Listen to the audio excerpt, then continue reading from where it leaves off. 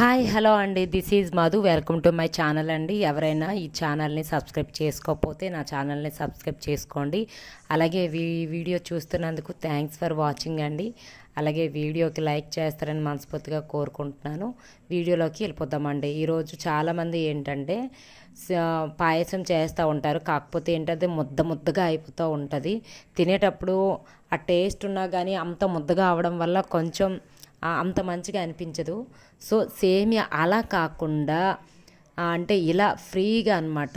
చూసారు కదా, నేను చూపిస్తున్నాను. ఇలా మీకు రావాలి అనుకుంటే, పల్చగా చక్కగా స్మూత్గా రావాలనుకుంటే కనుక నేను చెప్పే విధంగా చేయండి. డ్యామ్ షూర్గా మీరు అనుకునే విధంగా ముద్దగా కాకుండా పల్చగా చక్కగా వస్తుందండి సేమియా.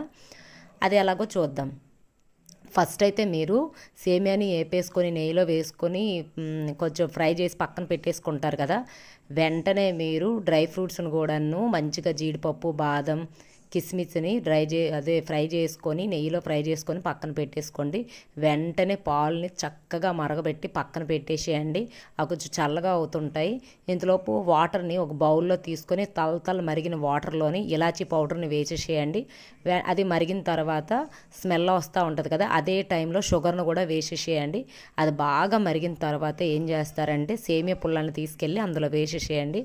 మంచిగా అది బాగా సేమియా జస్ట్ 1 or 2 minutesలోనే అది మంచిగా ఇలా పుల్లలుగా అయిపోతుంది. అది కొంచెం అలా ఉడికిన తర్వాత మీరు సిమ్ చేసుకొని పాలు వేయండి. పాలు వేసిన తర్వాత కొంచెం సేపు ఉడకనివ్వండి. ఇట్లా మనకి పాలు ఎట్లయితే మరుగుతుందో సేమ్ ఇలానే వస్తుంది. అలా మరిగిన తర్వాత వెంటనే దాన్ని ఆఫ్ చేసేసి స్టవ్ మీద నుంచి పక్కకు తీసి పెట్టేసేయండి. అలా చేస్తే కనుక మీకు సేమియా ముద్దగా అవ్వకుండా చక్కగా స్మూత్గా పల్చగా చాలా టేస్టీగా వస్తుందండి సేమియా. లాస్ట్లో మీకు నచ్చితే ఇలాచి పౌడర్ని మాత్రమే వేసుకోండి. తర్వాత నెయ్యిని కూడా మనం సర్వ్ చేసుకోవచ్చు. దించే ముందర వేడి ఉన్న పాలల్లోని నెయ్యిని వేయొద్దండి. దించిన తర్వాత వేసుకుంటే ఇంకా బెటరు. లేదు మీరు సేమియాలోనే అవన్నీ డ్రై ఫ్రూట్స్ సేమియాని అందులోనే ఫ్రై చేస్తున్నారు కాబట్టి వేసుకోకపోయినా ప్రాబ్లం ఏం లేదు.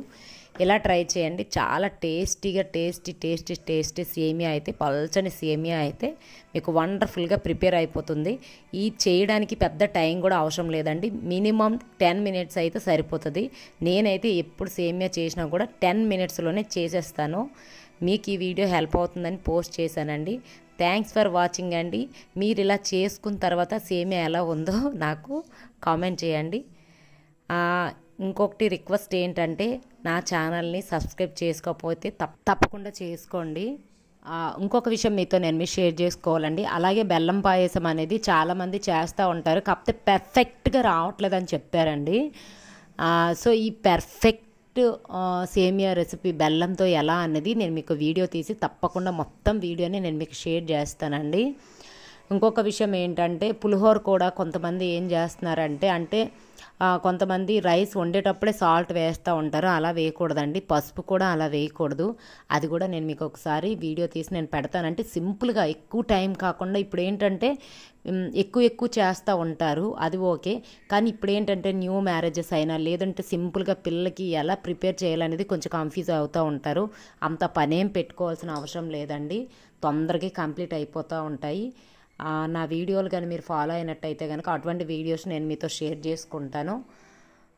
నా వీడియోస్ని ఫాలో అవ్వండి తప్పకుండా. మీకు సింపుల్ చిన్నవి అంటే బూర్లు కూడా, సేమియా బూర్లు ఎలా చేసుకోవాలి, తర్వాత ప్రసాదం బూర్లు ఎలా చేసుకోవాలి, తర్వాత వచ్చేసి సేమ్ అంటే చింతపండు పులిహోర అయితే ఎలా చేసుకోవాలి, లెమన్ పులిహోర అయితే ఎలా చేసుకోవాలో నేను మీకు సింపుల్గా వీడియోస్ పెడతా ఉంటాను. అన్నిటికన్నా ఏంటంటే మనకి సింపుల్గా బెల్లం పాయసం అనేది చాలా బాగుంటుందండి. పిల్లలకి ఇది పెట్టారనుకోండి, ఐరన్ అనేది డెఫినెట్లీ మనకు అందుతూ ఉంటుంది. పిల్లలకి 2-3 daysకి ఒకసారి అంటే ఒక వీక్లీ వన్స్ అయినా పర్వాలేదు. సో ఇలా అయితే చేసుకోండి. అలాగే మనకి గోధుమ రవ్వతో బెల్లం వేసేసి ఒక స్వీట్ తయారు చేస్తారండి. అది చాలా బాగుంటుంది. అది మా అమ్మ నాకు నేర్పించింది. చాలా బాగుంటుంది, చాలా టేస్టీగా ఉంటుంది. పిల్లలకు కావాల్సినంత పోషకాహారాలు అందుతూ ఉంటాయండి.